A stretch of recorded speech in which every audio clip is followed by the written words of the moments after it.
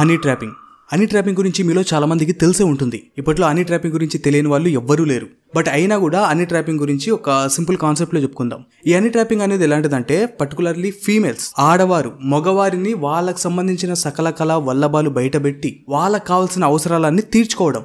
Simple గా చెప్పాలంటే ప్రేమ, friendship ఇంకా ఫిజికల్ కనెక్షన్ ని బిల్డ్ చేసుకొని ఆ వ్యక్తి నుండి వాళ్ళకు కావాల్సిన అవసరాలన్నీ కూడా తీర్చుకోవడం. ఈ హనీ ట్రాపింగ్ అనేది ఒక కాన్సెప్ట్ చెప్పి ఇదే హనీ ట్రాపింగ్ అని మనం చెప్పలేం. ఎందుకంటే ఫర్ ఎగ్జాంపుల్ సింపుల్ గా చెప్తా, ఈ హనీ ట్రాపింగ్ అనేది కాలేజ్ డేస్ నుంచి కూడా మొదలవుతుంది. ఫర్ ఎగ్జాంపుల్ ఒక అమ్మాయి లవ్ అనే పేరు చెప్పి ఒక అబ్బాయి నుంచి తనకు కావాల్సిన అవసరాలన్నీ తీర్చుకుంటుంది.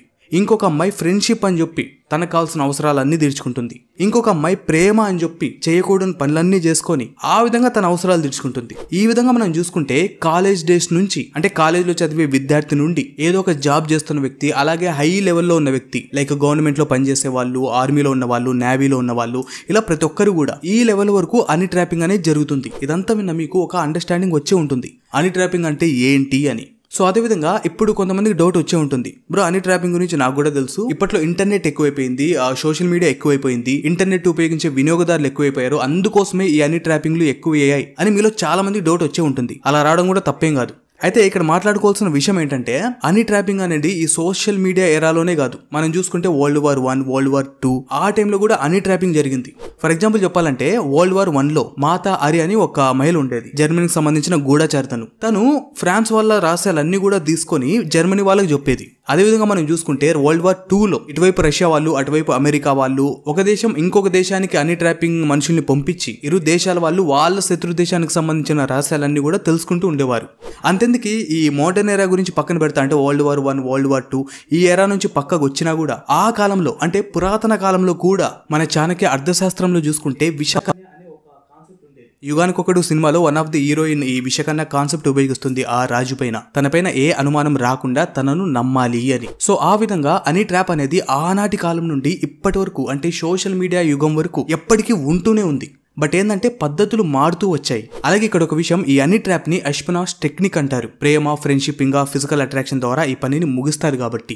అదే విధంగా చూసుకుంటే చాలా సీక్రెట్, చాలా సెన్సిబుల్ ఆర్గనైజేషన్స్ ఏవైతే ఉంటాయో, ఫర్ ఎగ్జాంపుల్ మన గవర్నమెంట్ లో చాలా పెద్ద అధికారులు, ఆర్మీ వాళ్ళు, నేవీ వాళ్ళు, ఇందాక నేను చెప్పినట్లు, సో వీళ్ళలో ఉన్న వాళ్ళని ఎంతో మంది హనీ ట్రాప్ చేసి మన ఇండియాకి సంబంధించిన ఎన్నో రహస్యాలను, వెరీ వెరీ సెన్సిబుల్ ఇన్ఫర్మేషన్ ని కూడా మన శత్రు దేశాలు కావచ్చు, లేకపోతే మన కాంపిటెంట్ దేశాలు కావచ్చు, వాళ్ళందరూ కూడా ఈ హనీ ట్రాపింగ్ ద్వారా మనకు సంబంధించిన ఎన్నో రహస్యాలను, సెన్సిబుల్ ఇన్ఫర్మేషన్ ని కూడా రాబట్టుకున్నారు. అందులో మన ఇండియాకి సంబంధించిన ఒక వ్యక్తి చాలా ఫేమస్, అతని పేరే కేవి ఉన్నికృష్ణన్.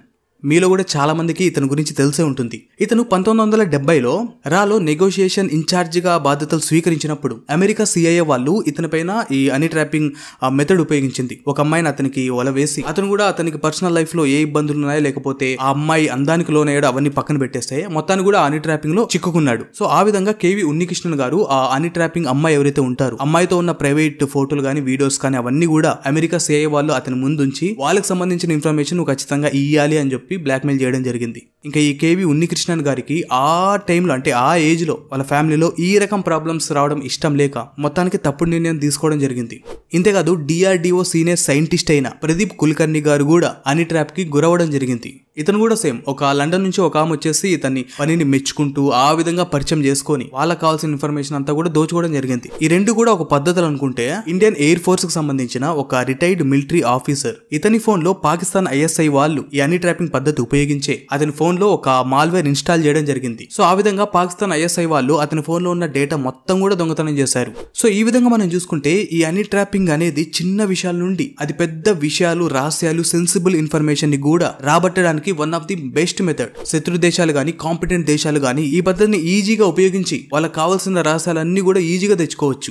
ఇదంతా విన్న మీరు ఎవరైతే ఈ హనీ ట్రాప్ కి గురయ్యారో, పర్టికులర్లీ ఈ సీనియర్ పొజిషన్ లో ఉన్న అధికారులు, వాళ్ళందరినీ కూడా మీరు మూర్ఖులు అనుకోవచ్చు. బట్ ఇక్కడ ఒక్క విషయం చెప్పాలి, హనీ ట్రాపింగ్ అనేది చాలా ఫ్యాక్టర్స్ మీద డిపెండ్ అయి ఉంటుంది. సైకలాజికల్ గా, ఎమోషన్ గా, సిచ్యువేషన్ పరంగా ఇవన్నీ కూడా డిపెండ్ అయి ఉంటుంది. సో అంత పెద్ద పొజిషన్ లో ఉన్న వ్యక్తి హనీ ట్రాప్ కి గురయ్యాడంటే దట్ మీన్స్ అతను మూర్ఖుడు అని కాదు. దాని వెనక కూడా చాలా కారణాలు ఉంటాయి. సో ఇవన్నీ కూడా నివారించే దారులు లేవా అంటే హనీ ట్రాప్ ని కంప్లీట్ గా నివారించడం కష్టం. ఈ ప్రాబ్లం ని నివారించలేకపోవచ్చు గానీ హనీ ట్రాప్ గురించి అవగాహన తెప్పించి ఆ వలలో పడకుండా చేయొచ్చు. లైక్ ఎలా అంటే అది ఏ ఆర్గనైజేషన్ అయినా కూడా, అది పెద్దదో చిన్నదో, గవర్నమెంట్ దో, ఆర్మీదో, ఇలా చూడకుండా ప్రతి ఒక్క ఆర్గనైజేషన్ లో కూడా వర్క్ షాపులు కండక్ట్ చేయాలి. ఈ విధంగా హనీ ట్రాప్లు జరుగుతాయి. ఈ విధంగా మనల్ని రీచ్ అవుతారు. ఈ విధంగా సైకలాజికల్ గా ఎమోషన్స్ తో మనతో కనెక్ట్ అవుతారు. కాబట్టి మనం ఈ విధంగా ఉండాలి. ఈ విధంగా మనం నెక్స్ట్ స్టెప్స్ తీసుకోవాలి. ఒకవేళ హనీ ట్రాప్ లో ఇరుక్కున్నా కూడా నెక్స్ట్ స్టెప్స్ ఏంటి, ఇవన్నీ కూడా వర్క్ షాపులు కండక్ట్ చేసి కంటిన్యూస్ గా అవేర్నెస్ ఇస్తూ ఉండాలి. సో దట్ ఏ ఆఫీసర్ అయినా కూడా హనీ ట్రాప్ లో స్టార్టింగ్ స్టేజ్ లో ఉన్నా,